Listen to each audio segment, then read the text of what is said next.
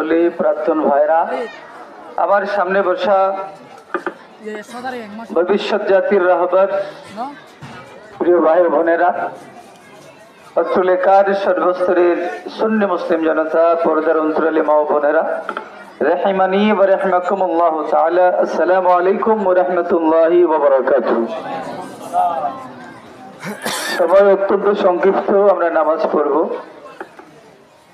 পাঁচখালীর সন্তান হিসেবে আজকের জন্য আমার নতুন অভিজ্ঞতা। আমি প্রথমবারের মতো এখানে আসলাম। আমার জানা ছিল না এটি নিবৃত্ত পল্লীতে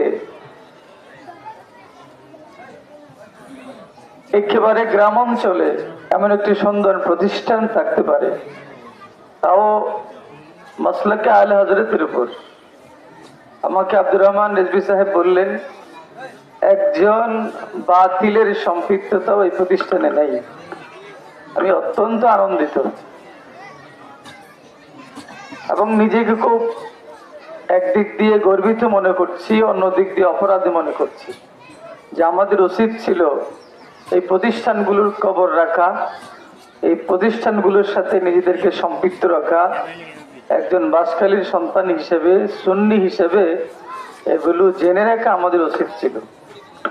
আমি সেজন্য রব্বুল আলামিনের কাছে ক্ষমা চাচ্ছি, তার হাবিবের সাথে ক্ষমা চাচ্ছি, আপনাদের কাছে ক্ষমা চাচ্ছি।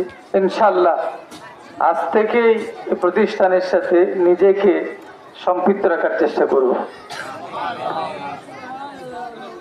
আমি আসার সময় দেখেছি অত্যন্ত নিভৃত একটি পল্লী। আজকে আমার ভাইদের উপস্থিতি, আমার বোনদের উপস্থিতি দেখে আমি অত্যন্ত আনন্দিত। আলিম ফাজিল কামিল মাদ্রাসার মধ্যেও এমন ছাত্রীদের উপস্থিতি পাওয়া যায় না। এই কথাগুলো শুনলে কেউ কথা বলবে না। আমরা যদি ইসলামের ইতিহাসে দেখি, আল্লাহ রব্বুল আলামিন তার হাবিবকে দিয়ে ইসলামকে এমন ভাবে সাজিয়েছেন, একেবারে বয়স্ক মানুষের অবদান যেমন ইসলামে আছে, একেবারে শিশুর অবদানও আল্লাহ ইসলামে রেখেছেন।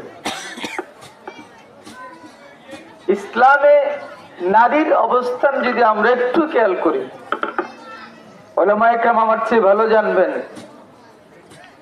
আউয়ালু শাহীদাতিন ফিল ইসলামি সুমাইয়াতু রাদিয়াল্লাহু তাআলা আনহা।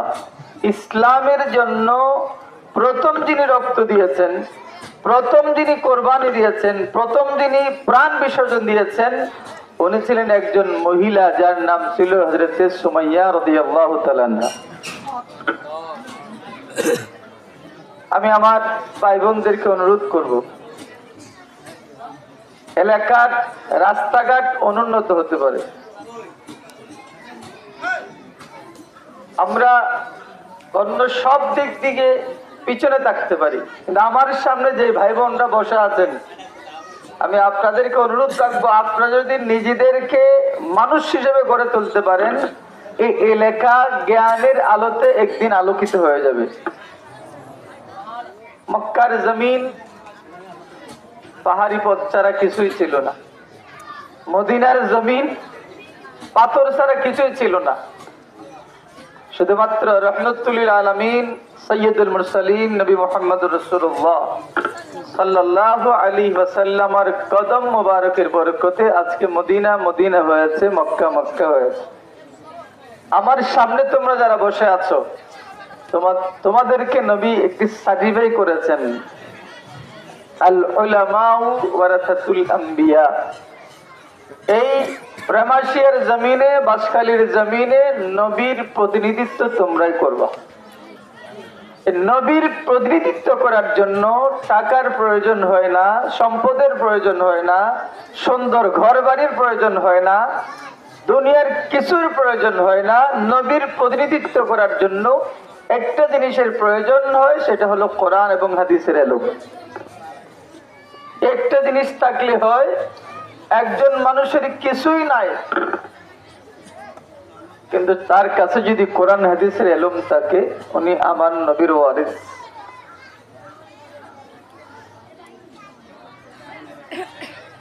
তোমরা যারা এই মাদ্রাসায় হেঁটে হেঁটে মাদ্রাসায় আসো, আমি আসার সময় যা দেখলাম, তোমাদের মর্যাদা আমার চেয়ে অনেক বেশি। ওনারা আমার অনেক প্রশংসা করেছে আমাকে, যদিও আমি ওগুলো যোগ্য নয়, আমি মনে করছি আমার চেয়ে তোমাদের সম্মান অনেক বেশি।